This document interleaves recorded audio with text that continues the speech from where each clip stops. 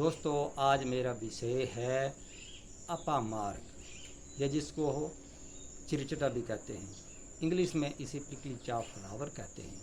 तो यह बूटी जो है वो एक महा औषधि है, यानी कि इसमें जो है वो दिव्य गुण है, जिसकी वजह से इसे हम महा औषधि कहते हैं। इस बूटी का पंचांग लेकर के उसे सुखाकर, राख बनाकर, पानी में बुझाकर, फिर सुखाकर इसकी चने बराबर गोलियां बनाकर नित्य 4-5 दिन में 2 बार लेने से जो पेट या लीवर के जो समस्त रोग हैं उनमें निश्चय ही हमें जो है वो लाभ मिल सकता है। इसके अतिरिक्त दमा, खांसी, जुकाम और यहाँ तक कि हृदय का कोई रोग हो तो उसमें भी जो है वो हमें इसके सेवन से जो है वो लाभ मिल सकता है।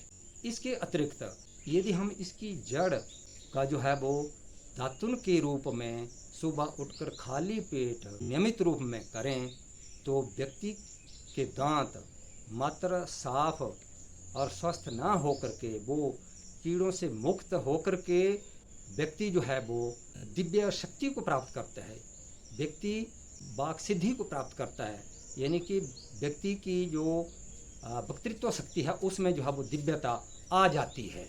इसके अतिरिक्त हमारे शरीर और पेट आदि में जो वायु खत्म हो जाती है उसकी वजह से हमारा जो दिमाग है वो ताकतवर बनता है, हमारी स्मरण शक्ति भी जो है वो बढ़ती है। इसमें अत्यधिक स्तंभन शक्ति होती है। तो यदि व्यक्ति के शरीर पर कट आदि लग जाने से कहीं खून निकलता हो, बंद ना हो रहा हो, तो ऐसी अवस्था में इसके पत्तों की लुगदी बना करके उस डैमेज्ड भाग पर जो है वो लगाएं तो तुरंत जो है वो बहता खून बंद हो जाता है। अन्य किसी कारणवश भी खून बहे तो हमने इस बूटी के जो अंग हैं उनका प्रयोग करके जो है उस खून को रोकते हुए जो है वो इसको देखा है, इसलिए इसको हम चमत्कारिक बूटी जो है वो मानते हैं। यदि व्यक्ति के शरीर के किसी भी भाग में दाग, धब्बे, झाइयाँ, फुंसियाँ आदि हों तो उन पर इसकी जड़ को घिस कर के वहाँ लगाने से या पत्तों का लेप लगाने से जो है वो निश्चय ही उन रोगों से जो है वो मुक्ति जो है वो हमें मिल जाती है। इसके अतिरिक्त तांत्रिक लोग जो है इसका विभिन्न ढंग से जो है वो प्रयोग करते हैं।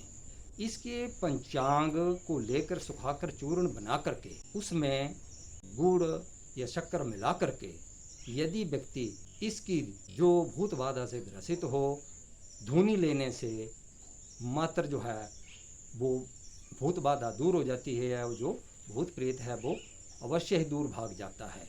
इसके अतिरिक्त यदि किसी व्यक्ति को गुर्दे में पथरी की शिकायत हो तो इसकी जड़ का प्रयोग करने से वो कुछ ही दिनों में पथरी जो है वो गल करके जो है वो दूर हो जाती है।